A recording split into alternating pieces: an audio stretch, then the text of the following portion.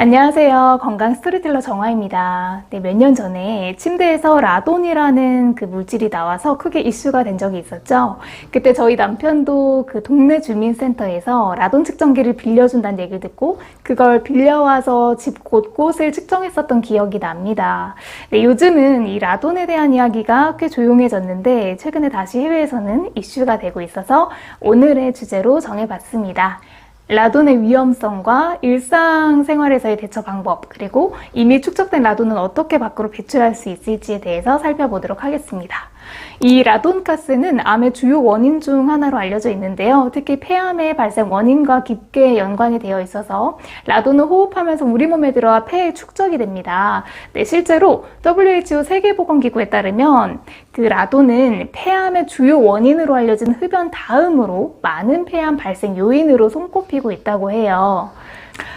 그럼 라돈은 무엇일까요? 자, 라돈은 방사성 기체로 우라늄이나 토륨이 붕괴되면서 생성되는데 특히 토양, 바위, 암석 등에 많이 존재하고 이런 자연환경에서 라돈이 발생해서 공기 중에 퍼지게 되는 건데요. 그래서 한때 돌침대나 맥반석, 매트 같은 곳에서 라돈이 검출된다는 얘기가 나오면서 제조사 측에서는 우리 제품은 그렇지 않다고 적극적으로 해명하던 시기가 있었습니다.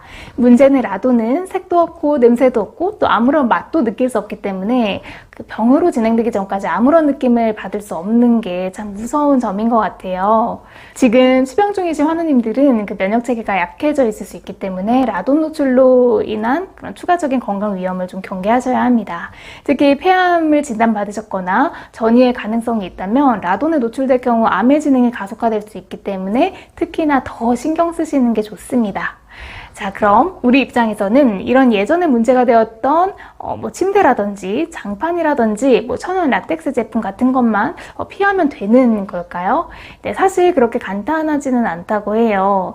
네, 아까 위에서 이 라돈이라고 하는 건 토양, 바위, 암석에 존재하다가 공기 중에 퍼지게 된다고 말씀드렸는데요. 그래서 이 물에 녹아있는 라돈 자체는 큰 위험성이 없는데 물속에 있던 것이 공기 중으로 날아나오면 위험하게 되는 거겠죠.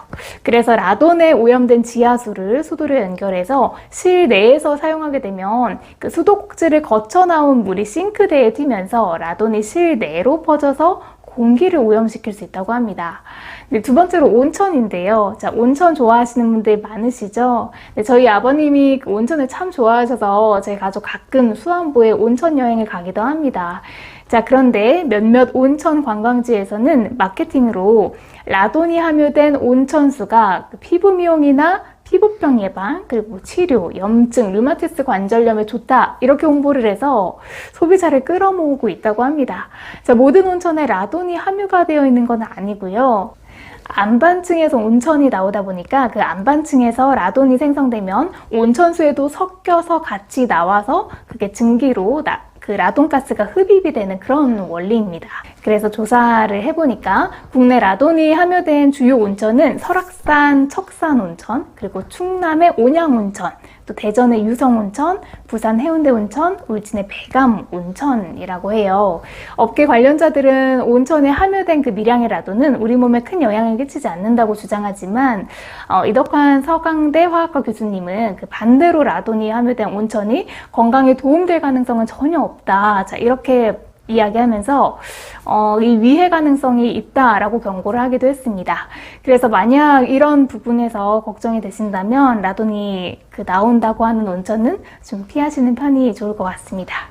자, 그렇다면 우리는 어떻게 대처해야 축적된 라돈을 집에서 좀 몰아낼 수 있을까요? 네, 가장 좋은 방법은 환기입니다. 수치로 된 그 활성탄 필터를 쓰는 공기청정기를 사용하면 라돈을 좀 저감시키는 데 도움이 된다고 하는데요. 이 활성탄 필터의 가격이 좀 비싸기도 하고 아직 필터의 성능이 떨어지지 않았음에도 라돈 때문에 반복적으로 교체를 해야 합니다. 그래서 현실적으로는 주기적인 환기가 가장 중요한 요소입니다. 그리고 우리 집에 라돈가스가 얼마나 있는지 궁금하신 분들도 계실 텐데요. 예전에는 라돈 측정기가 가격이 정말 비쌌거든요. 거의 한 100만 원 정도에 육박할 정도로 좀 비쌌는데 최근에는 가격이 많이 저렴해지긴 했습니다. 약 20만 원 정도 하는 데도 있거든요. 근데 이 가격도 조금 부담스럽다 하시다면 그 렌탈에서 하루 한 4천 원 정도 하는 가격으로 대여해주는 곳도 찾아보니까 많이 있더라고요. 그래서 기본적인 측정만 하고 관리를 하면 되겠다라고 생각하신다면 굳이 비싼 돈 주고 측정기를 살 필요 없이 그냥 대여해서 측정 후에 꾸준히 라돈가스가 집에 쌓이지 않도록 관리해주는 게 훨씬 경제적이고 좋을 것 같습니다. 참고로 라돈가스는 토양에서 많이 생성된다고 말씀드렸는데요. 그래서 만약 지금 거주하시는 지역이 지하층이나 1층이라면 한 번쯤 측정해 보시길 권해드립니다. 이번에 자료 조사를 하면서 알게 됐는데 하다못해 집에서 식물을 기를 때 필요한 흙이 들어있는 그 화분에서도 라돈이 허용치 이상으로 검출되는 사례도 있었다고 하니까요. 분명히 경각심을 좀 가질 필요는 있을 것 같습니다. 네, 마지막으로 몸에 축적된 라돈은 그럼 어떻게 중화시킬 수 있을까요? 네, 연구 논문을 포함한 영양학에서 제시하는 방법은 두 가지입니다. 첫 번째로 글루타치온을 통해 방사성 원소에 대한 신체 손상을 방지하는 것입니다. 세포 기능 연구학 논문에 따르면 종양세포의 글루타치온 수준이 높은 경우 골수, 유방, 대장, 후두 및 폐암에서 세포를 보호하는 역할을 기대할 수 있다라고 발표했습니다.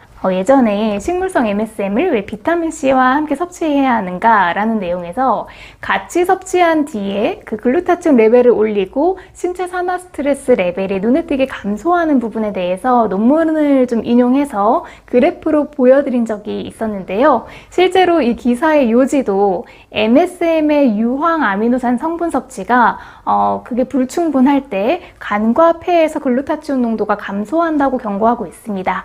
지금 그렇게 드시고 계시다면 꾸준히 섭취하시면서 라돈으로부터 몸을 보호하는 것이 최선의 선택입니다. 두 번째는 엽록소입니다.